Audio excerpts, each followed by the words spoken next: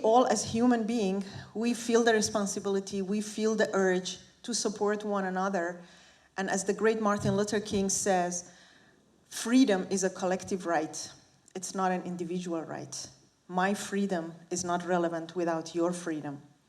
Because we are human beings as social animals. We are connected to each other, and we rely and we depend on each other. It's the coexistence that we have in this world. I cannot practice my freedom on a lonely island. That doesn't need any skills. As long as we cannot cope with one another and we cannot help or support other people's freedom, we cannot talk about living in a free society. So just with this, I wanted to draw your attention on the crisis, on the situations, and it's no longer called a protest in Iran, but a revolution.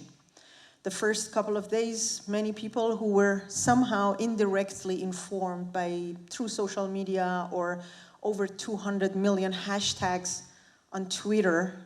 That was the 24/7 engagement of all Iranian users from all around the world to raise awareness and to spread this word and to do actually the job of the international major media.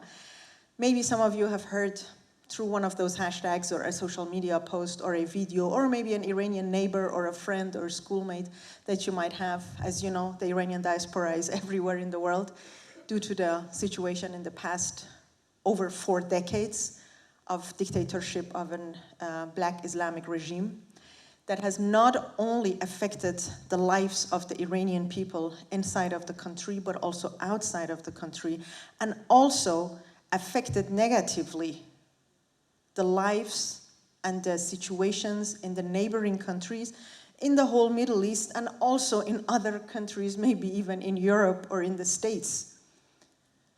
So the level of aggression, the terrorism financing, the fraudulent behaviors, the dictatorship, the violation of human rights, the imprisonment, the executions, the suppression of the young people, and especially the women, is actually known to most of us.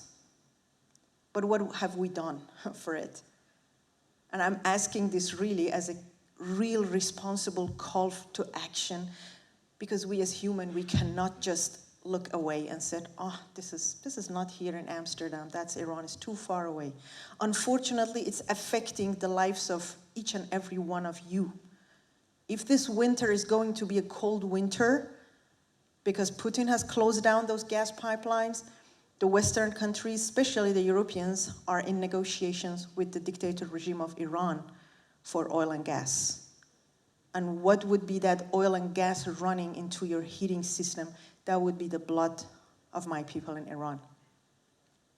That is being shed now on the streets of the whole country. I'm sorry, these 2 days it's been very difficult for me to keep my smile and run these sessions and moderating and give you a lot of energy and joy. But inside my heart, it has been a hurricane. Almost for 2.5 weeks, I could not sleep. And people know me as a very strong person, but it has even hit me. And that is why I think a part of strength is also to ask for help. And it's not just to say, I'm a strong person, I can think properly myself, and I can take action on this and that. Vulnerability and asking for help is also strong, and that is what I had to learn throughout the past couple of years, that we cannot solve problems on our own. The major problems, I mean. I can maybe solve the problem of my hunger by going to the buffet, but I cannot solve the problem of a nation by standing on my own. And that is why I just thought I take this opportunity. We are a multinational, diverse group of people here who have come together to learn from one another, to share value, to add value, to learn and to teach.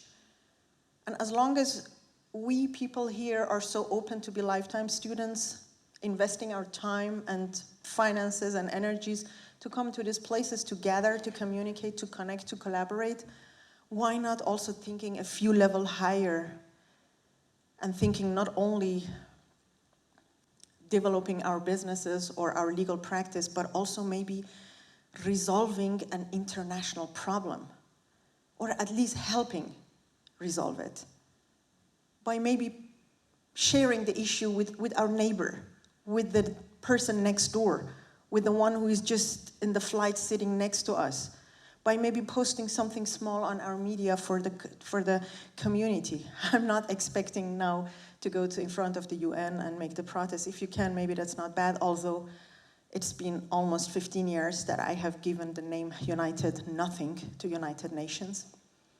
It's an outdated organization functioning upon the rules and regulations of 70 years ago.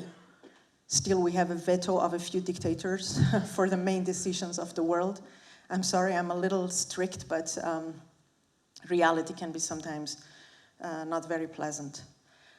And I do not remember, coming from a region of constant crisis called Middle East, I do not remember UN having resolved one of those issues. And that's why I'm reaching out to you, fellow legal professionals, lawyers, and I know each one of you is coming from one region of this world, from London, Pakistan, India, Netherlands, Russia, Ukraine. And this is not a call of desperation, this is a call of empowerment.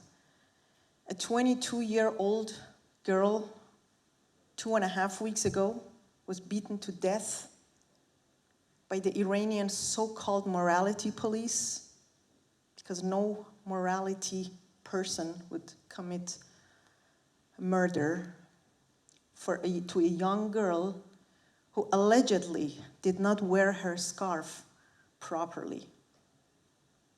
And then, as legal professionals, we may think about proportionality of a punishment and a crime. Was that a crime? Even if yes, was that a proportion punishment? All the answers to these questions are no. And of course, that was just one spark for the whole nation, for a whole suppressed, exhausted, frustrated nation to come to the streets and say, you know what? This is now the limit. We have lost millions of people throughout a brutal war between Iran and Iraq in the 80s. Still, we don't know what was the reason for that war. There were Western countries who were selling weapons to both sides after the war was over, and inspectors were checking the borders on Iranian and Iraqi sides. They were finding missiles made in Germany on Iraqi and Irani sides. Blood money, sad. We were small kids, but unfortunately, these are like photographic memory for us as well. So as a little kid growing up throughout war, born into a revolution, and then spent like the whole time of my teenager and youth time in a suppressive country, Islamic dominant place, dictatorship pure, I'm seeking peace. We're not looking for aggression, and now what I'm asking to help is that Iranian people are not looking for armies or weapons or anything. They just want to be heard. That's it. They just want to be covered by the media. Last Saturday, there was this global solidarity rally in the whole world, in more than 150 cities of the world, at the same time, despite the time differences, for Iran, and that was not covered by the media. Only in Toronto, 50,000 people were in the streets. In Los Angeles, 70,000 people. They blocked the whole cities. The mayor of San Jose was even given a speech. In Zurich, the mayor of Zurich and his wife were given a speech. No media covered it. Why? A suppressive regime, and now the Western countries are trying to negotiate energy deals with them because, as I said, Putin has closed the pipeline, and now they want to get it from Iran. And now they are negotiating with a regime that is killing its own people by its own forces. This is very important. It's not an external invasion by another country. It's your own security forces killing your own people. We have almost lost, throughout 2.5 weeks, over 120 young lives. 16-year-old, 17, 18. And that's the new generation. They don't want religious republic anymore. They want freedom. They don't want somebody. I mean, we were talking about decentralization now since yesterday. The new generation is not seeking authorities. And that's the reality also now of the Middle East. A dynamic population with high potential, human resources, natural resources, and they're all being exploited by this kind of dictatorships. And this is a time for change. Sanctions have been imposed on Iran for over 40 decades. But can somebody tell me if they ever brought something? Not. And the sanctions are not affecting the government and the people in the government. They're affecting the normal people like me and you, who maybe have a child in another country and we cannot even send his tuition fee via a bank transfer because it's sanctioned. We were talking about NFTs yesterday. OpenSea, the major NFT trading platform with 96% of market share, as of March this year, started banning users from sanctioned countries. And they're artists, young people. They're creating art and they're trying to sell it. It's not something with politics or so. And they started banning Iranians as well. So who is these sanctions are affecting? Despite the current situation, yesterday, Mr. Biden confirmed the release of $7 billion Iranian money blocked in South Korea, although the whole world almost, at least the politicians, know the current situation in Iran. The people are protesting against the regime. They don't want that regime. And now the US is granting back $7 billion for them to finance more terrorism around the world. And ladies and gentlemen, that is not an Iranian problem, that's a global problem. If we have terror, insecurities, issues also in the West, it's because of that regime, and now everybody knows it. If we have problems in Pakistan, in Kashmir, in Afghanistan, in Syria, in Lebanon, in Palestine, in Israel, it is all financed by the Iranian dictator regime. And why the major powers still close their eyes, the major media is still ignoring what is happening, they're not covering the news, because maybe they don't want that regime to fall. People who were killed, or maybe who are protesting in the streets, they are being transported from the streets to the morality police stations for torture and imprisonment. You know how?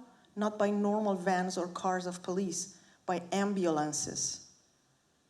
This is a crazy human rights violation.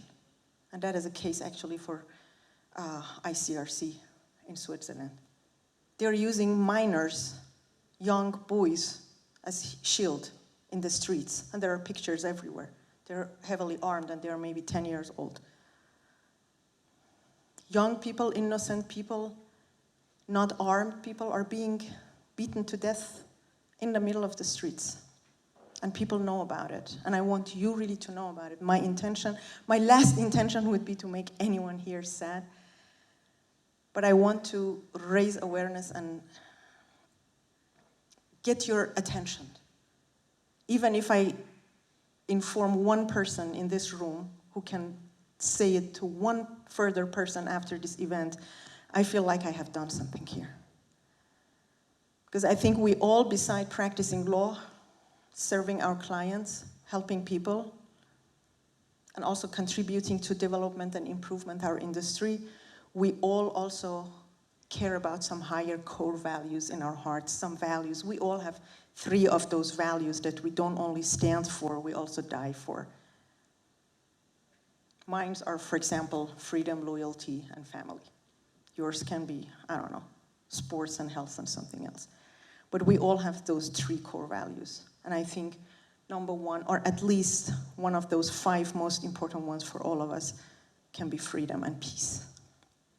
And as long as this regime is ruling Iran, it's ruling also danger, insecurity, terrorism financing, dictatorship financing in the whole world. Please accept my apologies if I maybe made you a little bit sad, but sometimes truth is not always pleasant, and problems to be resolved needs collective action and collective concerns. And if each one of you just spread the word to somebody else today at the bar, afterwards in the break, later when you go back to the city, in your return flight, that would be already a great help for the Iranian population. It's a young population, it's seeking for help, and it's seeking freedom. And we saw that last week, Mr. Roger Waters actually devoted that "We don't need no education" to the Iranian young students. And he was actually bringing out that message also. He said, that song was actually meant for you, and now I'm devoting that to the Iranian people in the streets. So if somebody tells you people there are like violent or breaking some laws, it's not true. They are seeking freedom, and the government is trying to suppress them with the hardest measures ever. And we do not understand why $7 billion is being released by the US government in exchange for 2 hostages to finance an illegal act. And actually one of those hostages, Sia McNamazi, is an old friend of mine. And I sent a message to him. I said, please do not accept this. Stay in prison for the sake of 80 million innocent people. You've been already in there for 7 years. Wait another 1 or 2 months. We are making this happen. Thank you so much.